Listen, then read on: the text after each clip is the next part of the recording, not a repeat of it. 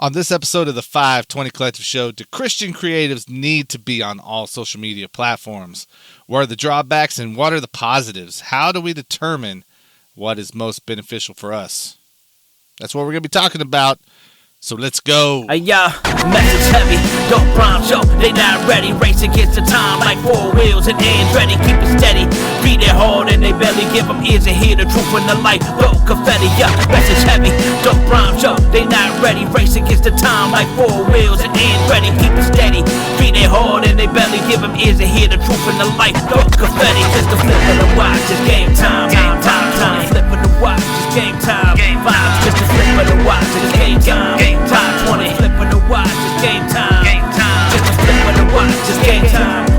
20, flip of the watch, it's game time. 520, flip of the watch, it's game time. 520, flip of the watch, it's game time. 520. 520 Collective. Listen every day or get robbed. I'm kidding. Thank you for tapping in with us on the 520 Collective Podcast. This episode is being sponsored by Kingdom Club Apparel. Be sure to check out all the great merch, including tees, hoodies, sweaters, accessories, and more at kingdomclubapparel.com. Get your new winter collection now and let them know that you're part of the Kingdom Club. Hit up Kingdom Club Apparel now. We also want to give a shout out to all of our Substack subscribers.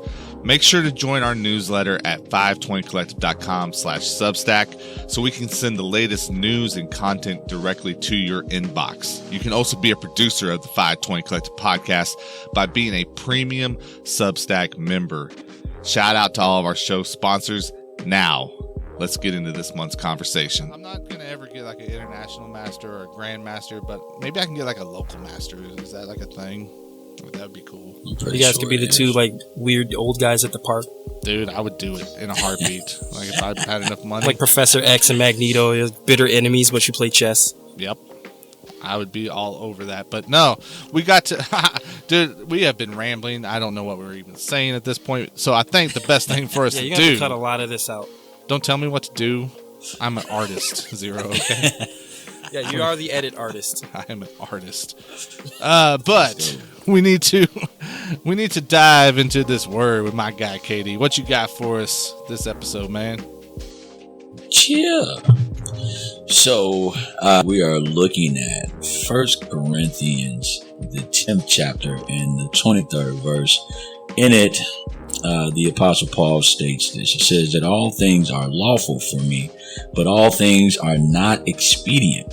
All things are lawful for me, but all things edify not. And just in particular, with regards to this episode and what we're discussing, it's kind of a just because I can, should I type of show. And this is a question, honestly, that a lot of individuals within the body of Christ really need to ask themselves. But when we ask ourselves this question, we don't want to necessarily ask ourselves. I'm making that kind of tongue-in-cheek with regard and making sure that the things that we do, the things that we say, the things that we are a part of, line up with God's will.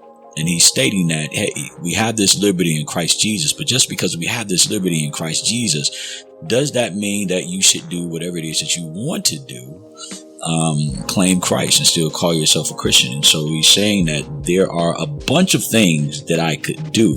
And when he talks about lawful, he means that from a couple of different angles. One, no longer being under the Mosaic law. However, being under the perfect law of liberty, which is mentioned in James, which a lot of individuals don't connect the dots, and understanding that grace is still a law. I'm not going to go that deep into this, but lawfully, I have the ability to be able to do this.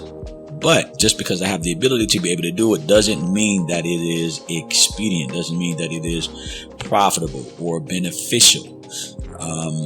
And then, Eric, I know that you read these scriptures, but when you get into that next verse, in verse 24, Paul talks about seeking not our own, but another man's wealth. And this is one of the biggest things that I think today's culture and society has an issue with. We have forgotten, as the body of Christ and as believers, primarily that salvation and our walk, our Christianity, our relationship with God is not just for us, but it's for others. We die to self. We do all of these things because it's our reasonable service that we might minister to those around us. This is how we serve God, by serving other people. And so, just because I can doesn't mean that I should, because there are other people, there are other lives, there are other souls, there are other purposes and other destinies that either or not I walk in the fullness of what it is that God created me to be. So I'm gonna pause, put a pin in it, and let you guys jump in with this one. Yeah, I think we should cross-reference that with the Did you book just say of we should Second cross-dress? No, I'll get there. No. Cross-reference. What's happening on this episode? Okay, sorry, Second- go on, dude. I'm confused. Keep going. So second book of the second book of Hesitations, when Paul is in the D block, he also had the same conversation with the Church of Sauce about whether or not smoking weed was okay. And he said basically the same thing. Come on, bro. I mean, I can do all things through Christ, who gives me strength, right? So I'm sorry. No, I was on a I was on a different podcast today where I was saying that, like, this is the same argument that we have with smoking weed. Like, it's legal, but it might not be culturally acceptable, and it's definitely not biblically acceptable. Just because it's legal doesn't mean that it's something that we should be doing. Facts. But I can be all things to all men, Zero, so... Does that mean you're going to sell your body so that you might minister to other male prostitutes? I mean...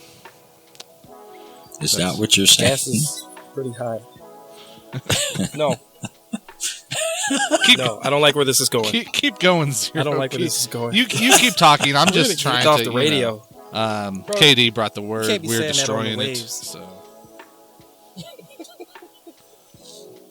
But no, like, I mean, this But is those are another... legit arguments that come back, though. You're Exactly, because this is the stuff that we see. Like, we find the one part that sounds good. Oh man, all things are lawful. Cool, I'm good. I'm golden, man. I can do whatever I want. We don't want to follow it up with not all things are helpful, though. Especially when it comes to ministering to other people. I was talking earlier today about being on social media and that temptation and how easy and satisfying it is to smack somebody down when you feel like you're in the right, or when you have the upper hand or the higher ground, or when you think you do.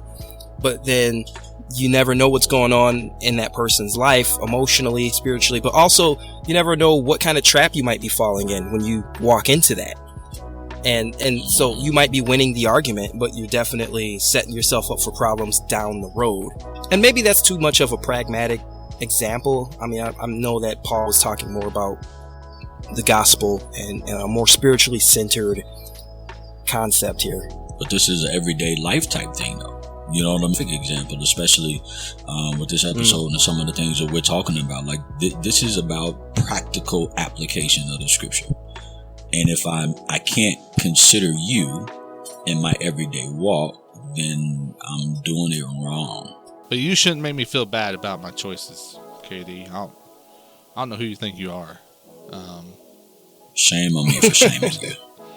So there's always like this balance, man, and it's a matter of how deep are you willing to dig into it, how much are you willing to learn, how much are you willing to process, how much are you willing to submit yourselves to, right? Because I think we're just seeing like so much crazy things in the world, and not only just in the world, but we're seeing it in the body, right? Where I don't know, man. I don't know what the right word is, but it's almost like the reverence for the word is like gone out the window, and it's like, no, it's cool. It makes for a nice little like print to hang up on the wall that we walk by and ignore, but it looks good.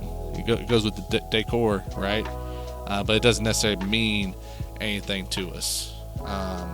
And how do we get back to actually realizing the weight that is held within these chapters and these books and these verses, man? Love it.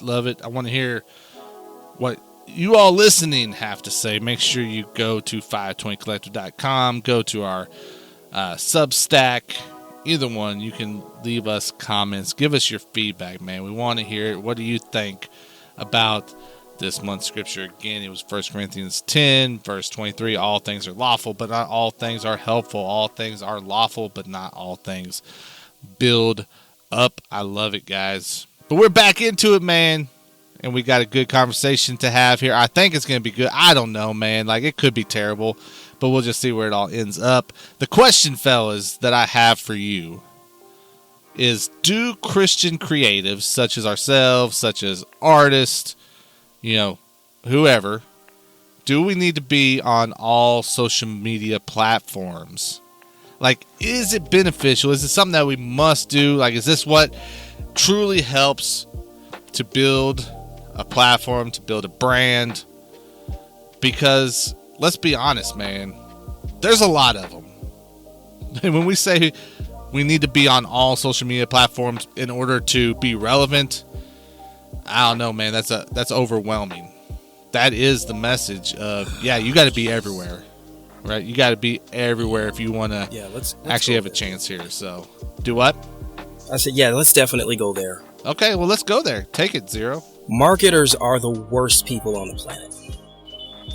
Morally. They give you bad advice that benefits them directly, and they don't care what happens to you in the end. I am not making this up. And if you're a marketer and this doesn't apply to you, then I don't believe you're a marketer, because that's what marketing is. That's just no. I'll leave it there. We'll build up because I don't want to jump the gun. I mean, wherever you want to go with it, man.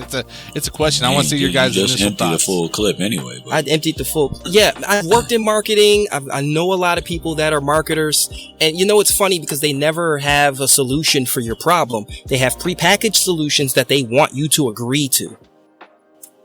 When it comes to your marketing solutions or what, like, nobody talks like that. But like when you have, I got this thing, this concept I want to market, what do you suggest? They don't have no suggestions. So they'll tell you to be on everything because it makes them feel like they're giving you good advice. Bro, that's just like the medical field where they would rather treat you than heal you. You want lifetime patience. You know what I'm saying? Like, you don't want people to get better and get off because then they're not a return customer. And so a lot of commerce is based on and really geared towards creating dependence versus creating independence and really getting you up and running and doing those things that are like you said, more beneficial for them, you in the long run. And I think, and I'm sure we'll get into this, but I think that our purview as believers, just like with everything else, should be different when it comes to social media. But we'll touch on that, I'm sure. Yeah, I want to navigate this slowly, but it seems like we're on the same page there because, like you said, even with the medical field, they need somebody to market that message for them. Remember back in the day, it used to be like 5 out of 10 doctors smoke this cigarette brand. That was a lie. It's not good for you. but how many MDs though, go through a pack and a half a day, but they like, hey, this isn't good for you. But if you're gonna smoke this brand because this is the brand that we back, and pays us money under the table. So, I mean, go figure. I think that's when a doctor stops being a doctor and becomes a marketer. I just had a lot of disdain for that whole industry. And we see, like, now that I'm getting more and deeper into media deconstruction, I start to notice it on like these Today Show, the morning show type deals, or these doctor shows or whatever. You'll see like native ads for things that are supposed to be medication that they're reporting on, quote unquote. It's like a built-in advertise, and they're marketing this medicine product placement. Yeah, they do it mid-show all the time. But back to social media, and that's not AI. That's just ignorant intelligence. Yes, Eric. Social media. Man, I'm just listening, man, because like, well, I mean, no, like, I mean, I'm just sitting back hearing what you guys are thinking. Hear what your guys' thoughts are, man, because I've been thinking about this, and I'm like, okay, I guess even just breaking down the question, right, like of do Christian creatives, like, is it fair? I guess maybe that's where I want to start. Is like, is it fair for us to say, okay, well, because you're a Christian, do you need to do it different than everybody else that are creatives at the same time, right? Whenever there's a lot of between both sides that look the same, that feel the same, that kind of, can sound the same. So why wouldn't the approach apply to both? But I mean, I think that goes back to like, what is the purpose That's social what I was media. waiting for You know what I'm to saying? open that. Like, what's the purpose? So, I mean, obviously these companies that are creating these apps, they don't care if you're building your brand on there. That's not the point. The point is to get you hooked on there and to keep you on the app in general, right? And I think that's pretty evident in the evolution of Facebook. I mean, remember when you used to have a Facebook page and you could see who your followers were, and you could contact them directly, and then Facebook did away with that real quick because they want you to pay money. Yeah, you don't know what I'm talking about?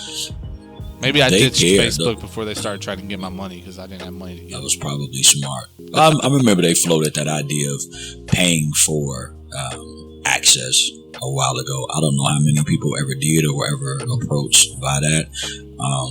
I know I've been locked out a couple of times because they didn't like the name that I use.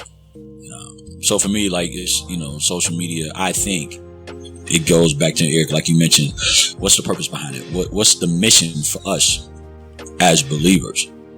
Ultimately, social media should be another missions field. People on it every day. A ton of people posting a ton of content. You want to talk about people biting and plagiarizing? Man, social media is filled with it. Very few original ideas, thoughts, concepts. Very few innovations. We want to talk about like industry and cookie cutters and blueprints, and again, there are not even many better mousetraps. It is just really a regurgitation from one person to the next person to the next person. That being said, though, there are a lot of people who overshare and post a lot of things on there. And so for us as the body of Christ, I think even urging, kind of absolving or, trying to resist the temptation to kind of shoot somebody down because you don't know what's behind, what they've posted or what that engagement looks like online. But it's really important to me for us as believers that we don't get caught up in all the things that social media is.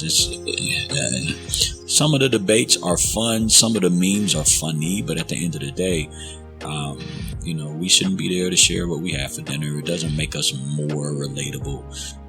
We shouldn't put all of our business out online. It doesn't make us, oh, you're just like me. No, that's not the point.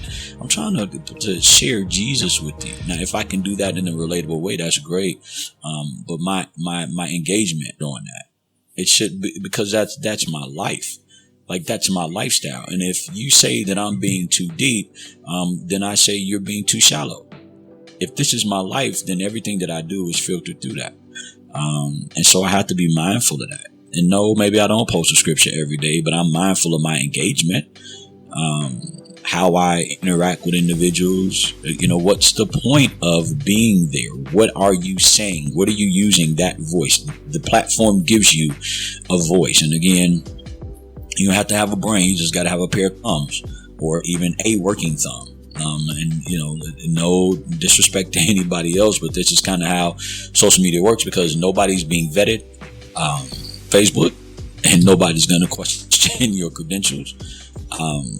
We're not trying to say anything about people without thumbs, okay? Like, listen, if you are that's why I said no disrespect. We do. You didn't have to put it like jump in bro. here and you want me to grab that baton Please, from bro. you really quick? Like, salvage, please. We've kind of touched on it on the concept here, but there's two differences. There are two things: the purpose for why it exists and the purpose for why you're participating in it are two different things. And so you have to get something of a clearer perspective of both of those issues. Like, why are you using social media? So like Katie says, it can be a mission field. For me, it's because I'm an artist and I'm sharing my art with the world, or because I'm a podcaster and I'm sharing my thoughts and opinions from this podcast, or marketing, if you will. That's what a lot of artists are there for, is to market their art to other people, or to share their art with their fans, or to connect with their fans in that way. But the reason it exists, ultimately, 10 years into this, has it been around 10, 15 years now? For what? For social media. Oh, longer. You going on 20 years? 23 going to 24, yeah. Yeah, 20, 24, 25 years. Well, So yeah. I think it got started. Social media, I think I really got into about 2005, maybe with MySpace. Maybe there were some things that you could technically say were like social media, but I think Tumblr and MySpace is really like the beginning that I remember. That's going way back in the crates. Yeah. But I mean, MySpace was really the one that kind of really being years and decades into this, the way I view social media, the purpose of it is programming. We used to have TV programming. We used to have, a small set of channels, and they all had the same exact slant on messaging. This is one type of mindset. This is what you think if you are of this type of mindset, and we're going to normalize this, and everybody who thinks outside of the boundaries of this mindset is a weirdo. And that's how we're going to frame them. That's why you see Christians on TV framed as the weirdo, abusive, mean, because they're not, because the programming for television had a mindset and it had a set of values and it had a worldview, and it was programming people to fit within those boundaries. Now that people started cutting the cord and the internet comes along, social media is replacing what television was there for. And it's just further programming people. I mean, how many times do you walk into a store and you hear a bunch of teenage girls that sound like an anime character and Cardi B all at the same time? They learned that from the internet. They don't talk like that for real. They didn't learn that on a TV show. Or if they were watching it, it was from Netflix. It's the internet. Like, it's the social media acceptance. And they look and say, who's popular? Oh, how does she talk? Oh, this is how she talks. And then you can see the number on the screen and you can see how close you align with this person. And so I think your average person isn't creative. They're not an artist. And we as artists have a hard time looking at the world from their perspective. But they're being programmed how to behave, how to think, how to act. And that's, I think, and really, I think that from, especially living through the pandemic in 2020 and all that, I believe that social media is a tool to control people and to program their minds on how to think.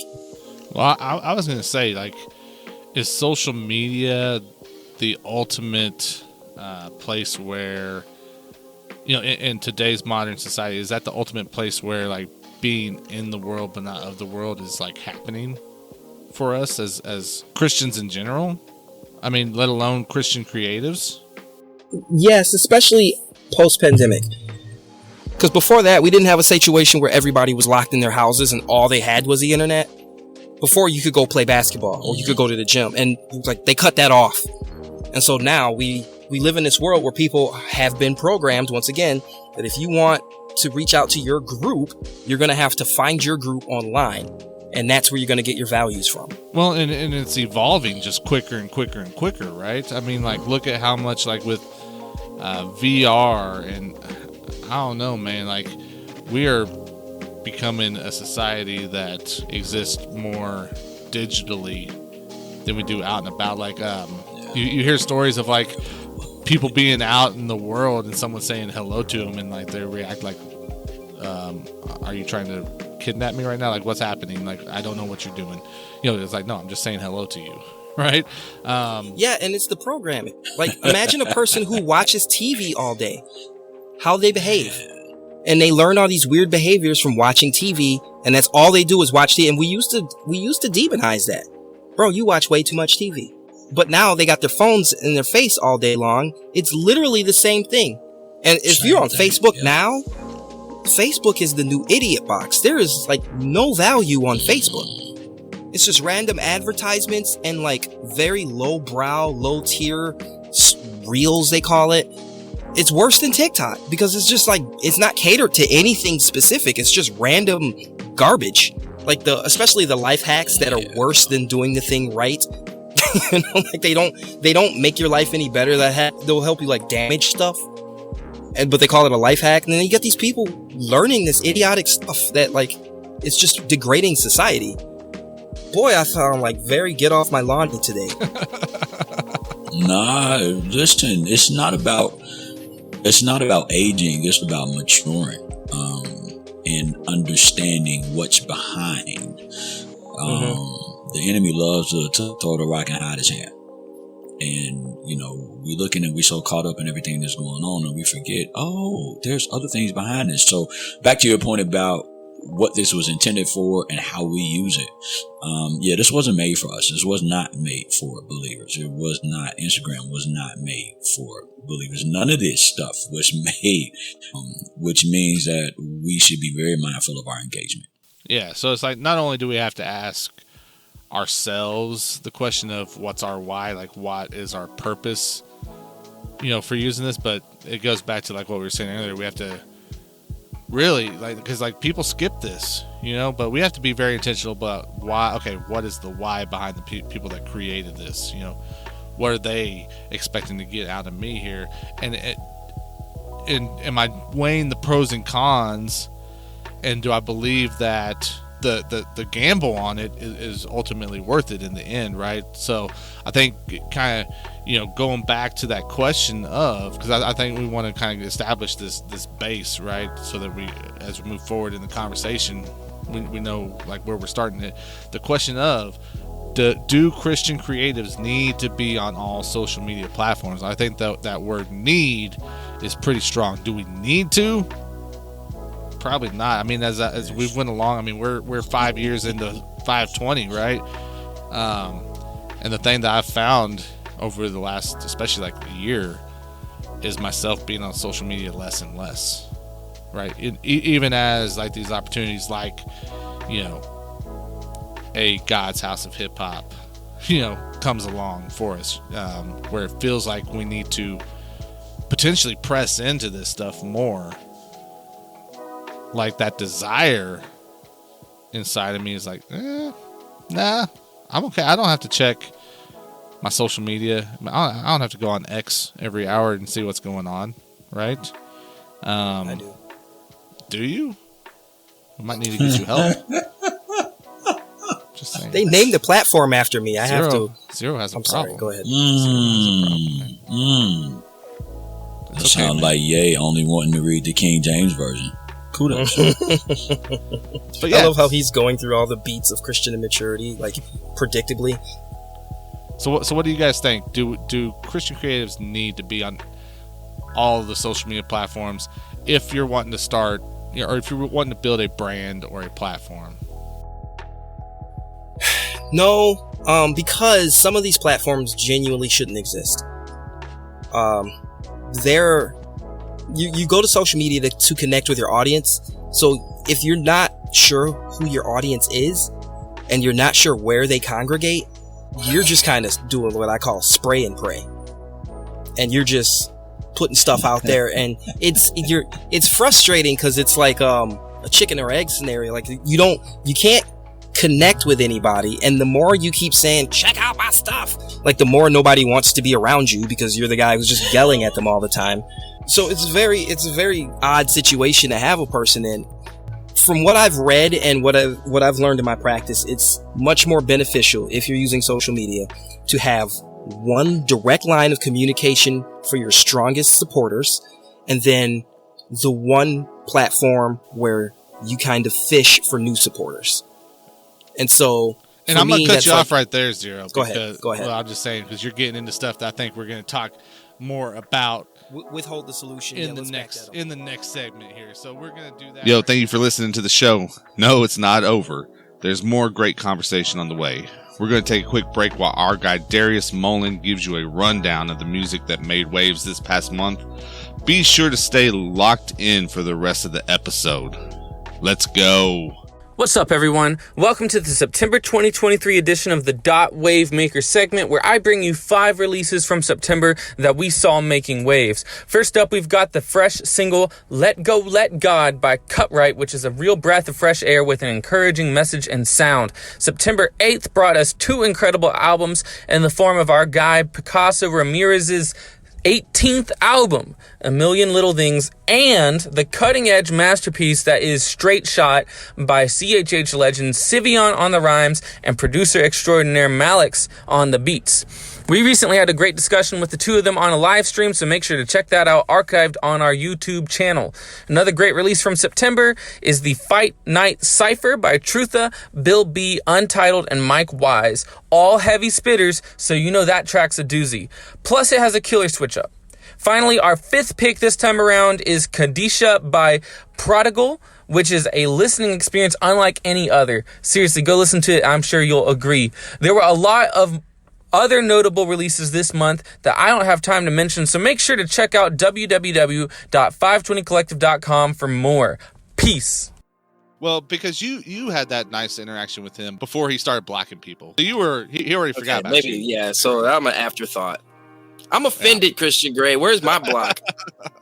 You didn't drop an F-bomb or nothing. Yo, what up? Eddie Puyol here, and you're listening to the 520 Collective Show. Keep it locked. Creatives navigating the world of social media, right? I mean, there's just so many options. What do we do? What's the right choices? Do we try to spread ourselves thin? Because that's ultimately what a lot of people do, right? We end up believing the narrative, believing what we're told, and thinking we got to be everywhere until we spread ourselves thin and we get angry about it and we rage quit everything, right? Because it's just too much. We can't handle it, especially because whenever there is a lot of people out here trying to do this stuff on their own, right? I mean, you can't do it on your own. You know, like that's one thing that I feel blessed about here with 520 is we've got a team of people that's on board, that's available. But like I started following this one guy who he gives some very, I think, useful tips, right? Whenever it comes to building a brand, building a company. He calls it solo entrepreneurship, or I think it's solopreneurship. I don't know. It's some weird name like that, right? But ultimately, it's the combining of solo and entrepreneur. Even I just try to pull out the stuff that is useful from what he shares, because at the end of the day, I'm like, dude, if you're trying to do it on your own and you're trying to be everywhere, it's not going to work. I honestly think it's a bill of goods that's being sold, especially if you're a new up-and-coming artist or just any type of creative. What we don't realize, because social media, digital things, sitting behind a computer or sitting behind a phone, they are convenient and they're easy to do. What we don't really realize, though, is that a lot of organic audience building happens in real life still. So really what happens is you build your audience by going out, doing shows, being visible, being tangible, being approachable, and then they come and find you online. Well, and so, I mean, I want to make it clear, like, in no way are the three of us, like, social media experts in any shape or form. But we have, used these tools, right? We want to try to, the stuff we have picked up on, we want to try to give that back, And I think one thing that we have definitely figured out over the years, right, is that when it comes to playing this social media game in order to build your brand, right? It really is about finding your space, right? And so what does that mean? It means, you got to dip your toes into the water a little bit, right? To determine where your space is. But once you start doing that, know that you're going into it and you're eventually going to scale back. Right, because I think for us, right, like, I mean, obviously the big three, whenever you're talking about X and you're talking about Instagram and Facebook, I mean, those are kind of the places to start for most people, right? YouTube, yeah, you go to the big dogs, right, and you start there. But as you spend a little bit of time on there, at least for us, we started noticing some things, right? Like, we started noticing that Twitter was getting kind of the better results for us, the better engagement, the followers, the audience was increasing quicker than on the rest. And we're not saying that it didn't go well. Like, I mean, X and Instagram are kind of our two biggest ones when it comes to social media. But when you really look close at it, right, it's interesting when you consider audience overlap, right, where we've got we got about 2,500 followers, something like that on X. We've got, I don't know, I haven't looked at Instagram in a while. I think the last time I looked, it was like 1,600-ish or so.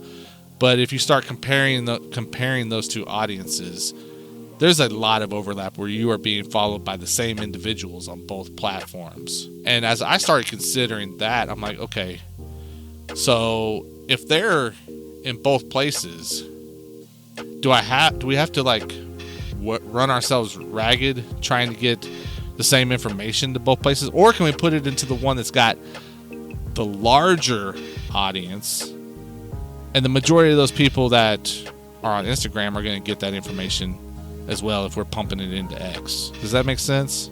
Yeah, factual. I agree with that one. So then we can kind of scale back, or I mean, obviously there are tools out there. You can use like auto posters and different stuff. I mean, shoot, we don't even really do anything with Facebook at this point. I mean, we're there, but pretty much everything is auto generated for us because the return is just not great. If we're going to spend actual time and we're going to manually be on these platforms, we need to be in the place that delivers the most bang for our buck, really, right? You said the people who said because it's not as trendy or it's not as popular, and I think that there's something deeper there, because then it begs the question, like, with who? With whom are you trying to be popular and trendy? And then it exposes this reality that for a lot of people, it's the mainstream Hollywood, secular, naturalist, atheistic death cult of a culture that we're trying to impress still. We're still trying to impress the bad boy and the bad girl in the room instead of just doing our own thing.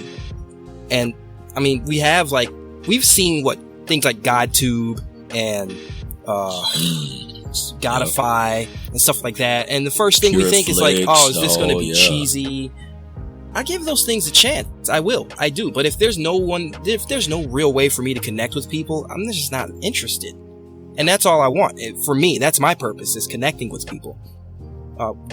The last church that we went to, they used something called the Band app. It was social media that you basically gave a purpose to, and it was a sectioned off thing. This is technically what my wife and her friends were looking for. But yeah, I think it's that legitimacy, and it exposes our actual worldview as believers. And so that's another layer.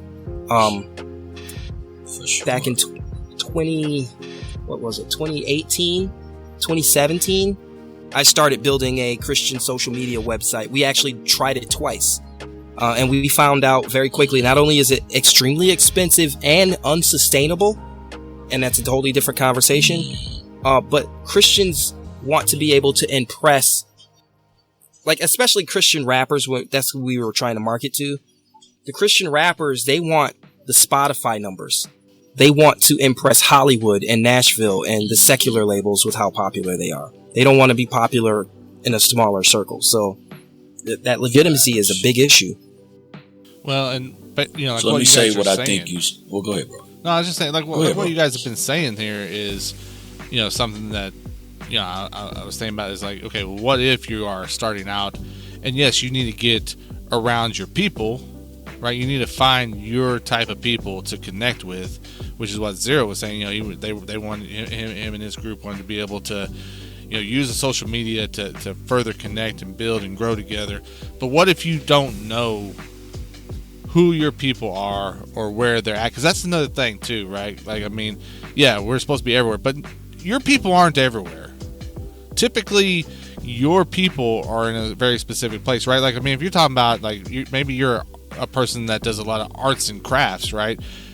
Dude, like, you're gonna hang out on Pinterest. I mean, that's just where that community is. And if you try to go to one of these other platforms that is not built around or doesn't have the structure to support those interests, you're probably not gonna find. You might find some people, but you're probably not gonna find the people that you're actually looking for. And then at that point, you're just spinning your wheels if you just keep on pouring into it, when the like I said, the return just doesn't make sense. So now you're saying that we need to learn how to be comfortable with not being everywhere if God hasn't called us to be everywhere. And I'll probably just put some words in your mouth, but again, so like at the end of the day, going back to the why, but how we arrived there and making sure that we maintain that, because I legitimately wonder, and I'm probably going to be called a Pharisee for this, but I legitimately wonder how many individuals pray about from everyday their social media interaction. Lord, is this so? If Scripture says, I bet nobody him in all thy ways. Dude, you know what I'm saying? Like, it's just something that we think that we should do. How many people wake up and grab their phone and jump onto their social media before they do anything else? Listen, you know what I'm saying? We talk about this stuff like, y'all talking to Facebook before you start praying, before you've read the word, like before you, like, for me, like, that's a rule. You know what I'm saying? One, I'm generally only online to push and promote gospel things. So when we talk about like my social media interaction, go to my pages, look at them, Facebook, what have you. I'll shared something that somebody that I know in the faith is doing, an opportunity or a platform. It is all about ministry. But even with that being said, I don't wake up and I grab that first. If I haven't talked to God, I don't need to talk to anybody else. For Christians, right? We have to find that balance, like, because there is more things than just what the world is offering to us that we have to, give our time and give our focus to, right? So, I mean, the question becomes like, how much is too much? And that might not have just one standard answer across the board. That might look different for different people depending on your situation. But, I mean, I can tell you this, not necessarily from the platform of FiveTwenty Collective standpoint, but for me personally, it's hard for me to really do anything more than like have a Twitter account or an X account at this point. Like, and even at that, I'm not on it a whole lot, not compared to like what I once was. But because you have to have that balance, right? I mean, there's just too much. There's these social media platforms, they want to tip those scales in their favor, right? Like, how good are you going to be as a creative if you're ultimately creating more content for your social media accounts than the content that you actually want to be making, right? I mean, that's just a kind of a situation that everyone's got to deal with regardless of your faith, right? But I mean, when you add in, for the Christian creative, right? When you add in, like Katie was saying, that quiet time, that time to get into the word, that time to engage with other believers, right? There's not endless hours in the day, right? When you said earlier that we're not marketing experts, we're not social media experts, my thought was, and I held it back, but this is a good time to drop it. But you know what I am? Is I am a healthy, happy human being. I have a family. I have a wife that loves me. I have a social life. I go to church. I try to stay in church. I had to find a church this weekend. I don't have anxiety issues. I'm not stressed out all the time. I work. Like, I have a lot to balance in my life. And then you look at these people that are wildly successful in one area, and what are they doing? They're putting 60, 70, sometimes 80 hours a week into this one dish, into just being a social media star. And it's like, that's not for everybody, and not everybody can do that. I mean, physically even, not everybody can do that. Some people got kids. Some people have relationships to maintain. Apparently, some people don't, and that's why they're able to just be on Twitch all day long. Well, and I know that there are obviously companies that set themselves up pretty good long before social media was around, so it's doable, right? I mean, I would think, but you get these smart TVs and you see these gamer channels where it's just like some random girl you never heard of, but she's playing whatever the latest video game is, and it's super high production, and you don't see all the people behind the set doing stuff for her, and you don't see that these people are unhappy. to try to break the context just a little bit, but it still relates. Like, look at the Korean pop stars. They have to go live at these camps and they're treated very poorly and abused just to be a K-pop star. That's the same thing with a lot of these social media people. Actually, the one best example I can tell you about social media fame and the imbalance is there used to be an account on MySpace called Lonely Girl 15. And I remember when I stumbled across it because people kept posting and I was like, why is this girl so popular? It was just like some 15-year-old girl posted about how her boyfriend's mad at her and now she's grounded. And I thought it was dumb. And it turned out that this was a production company in LA with all these resources that was really pushing this account, and it was just deceived everybody into thinking that I'm just a girl in my bedroom and blah blah blah. And it's like, you really don't know what's going on behind the scenes.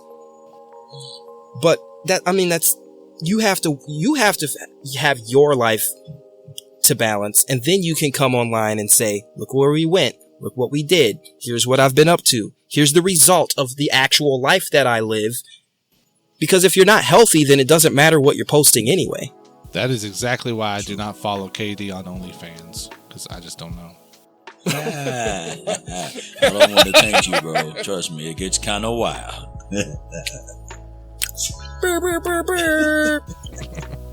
No, but basically, but how much is too much, KD? How much is too much? Not just that. I think we can arrive at too much real quick.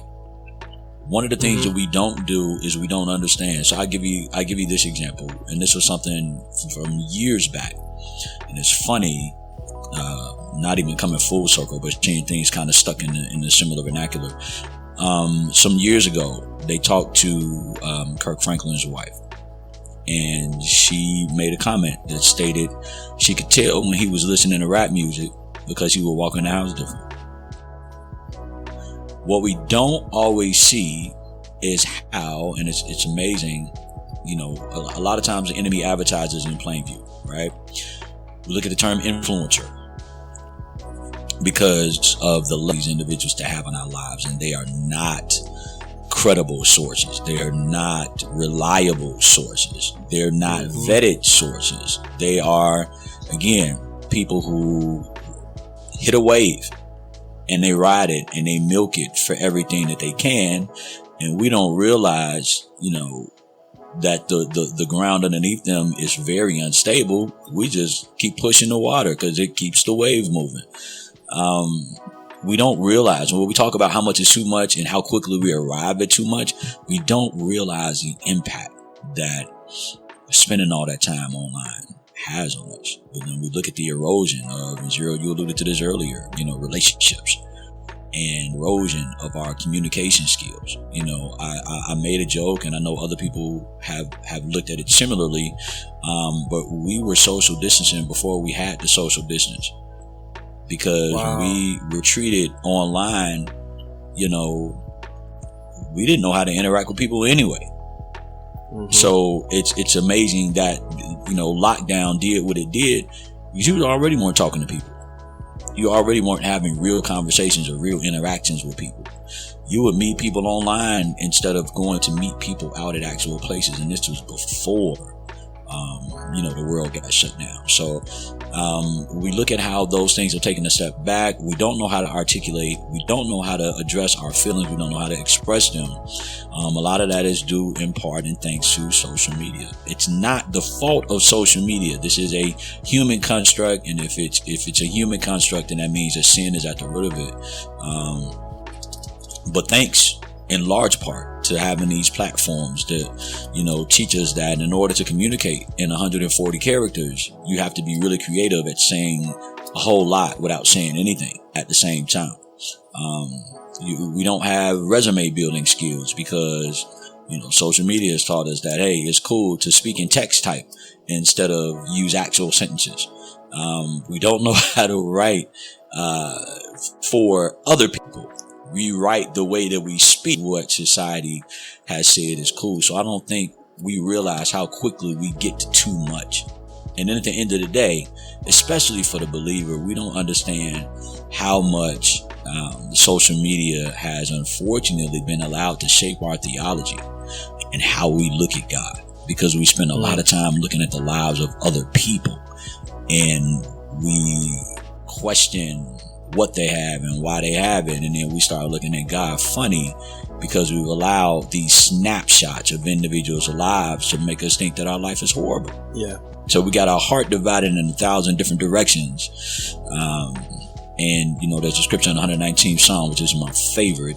But David is like, unite my heart to keep thy word. And we understand we allow these images, and these words and these posts to pull us in all of these different directions. So, when we talk about deconstruction and we talk about other these things, not only is it already coupled with bad theology and underbelief in who God is, but now we see all of these different things that are going on that are feeding that, and we buy into it, and then we start building it. Enemy starts gaining steam in our lives. So it's not just how much is too much. We don't even realize that we've gotten it too much until it's too late. And even at that, we still won't point the finger at some of our habits, which, social media has become one. So for the Christian creative then, like, what do you guys think the solution is? Because, obviously, you don't want to put yourself, like, behind the 8 ball as well, right? Otherwise, I don't know, you may get in a hole that you can't. What do you mean in terms of behind the 8 ball, though? Like, define for me real quick. Well, we can't, like, completely negate, we can't completely ignore Gotcha. the positives or the way. I think the thing is we got to look at social media as tools, and when you're using tools properly, there's benefit there, right? We can't just say there's no benefit, because if we do that, or if we drag our feet, we can ultimately make it more difficult on ourselves at the same time, right? What do you think? Like, what's the ultimate answer here? Or I guess what we typically kind of come back around to is like what are the positives that we can choose to kind of zero in on, to kind of focus on, that will hopefully have a benefit for us? I have like 3 principles that I try to use in my online life, social media or otherwise. One is I try to use social media to report things now, rather than to make something happen. You get in this mindset, like, if I make enough videos, if I post enough pictures, if I keep, putting tweets out, then people will see them. And it's like, I get the mindset behind it, but I don't think you have a whole lot of control over that. You have your circle, you have your friends, or if you go out into the public square, like on Twitter, and maybe somebody will see it and respond, but this is just where you're posting what you've done. You're reporting. The other thing is you got to understand that not everybody likes your flavor of ice cream. That's just whatever you're pushing. Some people just might not like it. And they have a different preference, Like, if you're not Drake and that's all they want to hear is Drake songs, you can't do anything for that person. So you have to be comfortable in your own skin and understand that not everybody wants what you're selling, and not everybody's going to like you. And that's just the way it is. And once you get comfortable with that, those 2 things, then the final thing is set up a place, like your own website or something. Like, I Substack because that's a good place to people who are genuinely interested in what I'm doing will subscribe. And then the people who are really, really interested actually pay subscriptions to help perpetuate what I'm doing, to help propel it forward. They're investing in my art. Those are the people that you're looking for, but you have to set up something for them to reach you, and set up back channels for them. And so those 3 principles work together. Is you're just putting out what you've already done, what you already have to put out there. My wife, she does really good. She posts like vacation pictures and stuff like that. She's not much of an artist online. She just posts about, the kid did this, and my kids were learning this, but it's all reporting what's actually happening in our real life. And if you don't have a life to post, that's the problem. Like, get off the internet and go get a life, and then you'll have something to post. and then know everybody's not there for you. Not everybody likes what you got. And then just have a place for a safe space. And then the scripture that has really shaped a lot of this is Proverbs 27:2. Let another praise you and not your own mouth. And so, I'm so great and listen to my music and blah, blah. That's fine. Like that's really annoying, actually. It's fine for online. You kind of expect it in the beginning, but it's kind of annoying. Like, drop your song 1 or 2 times and then just let chill out. If your song is good, let other people share your song. Like, there are artists that I follow. That's a big deal. That That's I heard understated, they're artists. Yeah, there are artists that I follow that I wouldn't know they were artists unless somebody else showed me their work. Because they never post about their own work. They just post about what's going on in their lives. So that's all I got to say on that. Well, I think I've probably said a whole lot already. My answer to that would definitely be seek God and pray. It's not like you can't. And again, for the believer, it's not like we shouldn't. I know a lot of times we don't go to God because we don't want His response.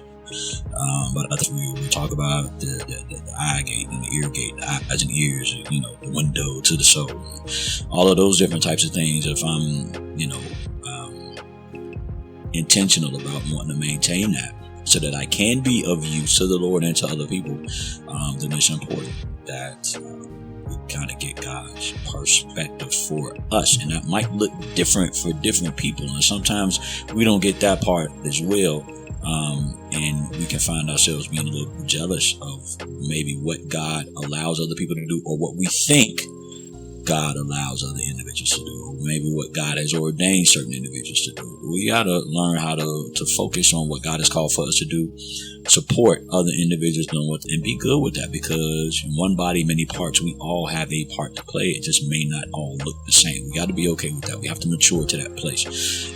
But again, seek God and ask God. Ask God questions. God, is this cool for me? Is this site? What do you have for me to do? Give me a plan. Give me the blueprint. Give me an outline. And it may not be for the purpose that you think it is, or that you intend for it to be, or that you want it to be.